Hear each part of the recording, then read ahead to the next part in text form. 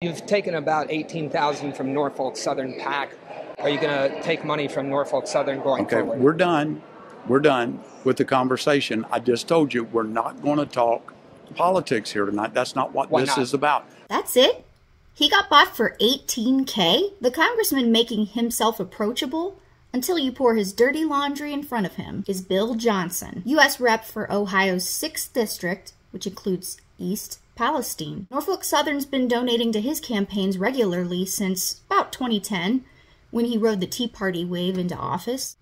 Guess he didn't think karma would dare be a B word to him, because derailment and chemical spills are so rare and inconsequential, except they're not. Norfolk Southern has had 111 freight train accidents in the last year, 125 the year prior, making them one of the worst in terms of safety. East Palestine is not an isolated incident, but career politicians like Johnson distance themselves from the people they serve. That's why they're so far up their own butts. So when an independent journalist like this guy, John Russell, brings up Johnson's obvious conflict of interest at a town hall about the same rail company that just poisoned the town and supports Johnson's campaigns, you don't really have the right to argue, "I'm not getting into politics right now." You may not have heard of Rep. Johnson before today, but he's an important congressman to watch. He's a living paradox. Right now, he's doing PR for himself, donating his Norfolk Southern money to East Palestine's fire department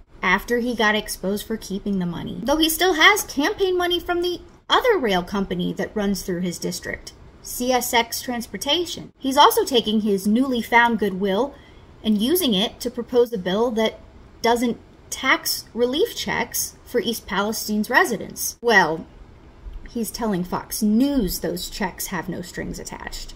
He has offered $1,000 checks to residents to help them through this. I don't know whether there's any strings attached to that money. Do you? No, there's no strings attached to that money. I think they signed a piece of paper saying they received it. That's all, but there's no strings attached that I know of. But East Palestine residents are getting an unwelcome surprise. Last week, Caitlin says that Norfolk Southern, the company that operated the train, came to the door to test for toxins in their home. But before they could, they would need to sign this document. We were told that they were an independent testing agency. Before they could enter the premises, they handed us a contract. The contract was essentially, to be able to get onto the property, but also at the bottom was a hold harmless agreement. It states that upon signature, the landowner agrees to hold harmless the company for any and all legal claims, personal injury, or property damage. So is Johnson really taking aim at Norfolk Southern? Does he get to the heart of the issue, which is long overdue rail safety regulations for trains carrying hazardous chemicals? No. Are Johnson's actions all reactionary?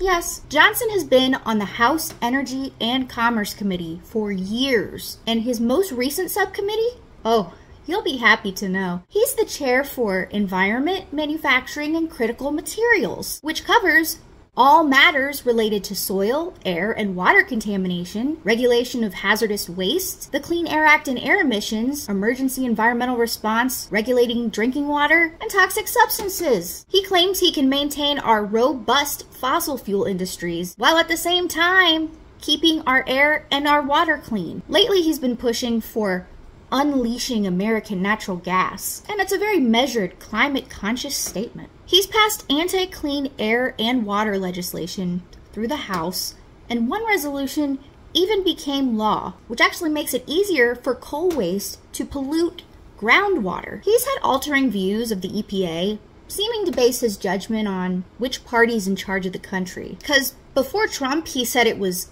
un-American and draining the lifeblood out of our businesses. But when Scott Pruitt's the head of the EPA and under investigation for ethics violations, Johnson thinks the hearings have turned into a personal attack and a shameful attempt to denigrate the work that's being done at the EPA and with this administration. But worst of all, Johnson's part of the reason the derailment in East Palestine happened in the first place. The Norfolk Southern train was not classified as high-hazard flammable because it didn't have enough cars with hazardous materials to qualify. The GOP, Johnson included, helped deregulate the rail industry just enough that flammable trains didn't get updated braking systems, because of a technicality. And then Johnson is just, beside himself over the tragedy in his district. The man is bought by some of the worst polluting industries, and he keeps getting elected. Is he your rep? If so,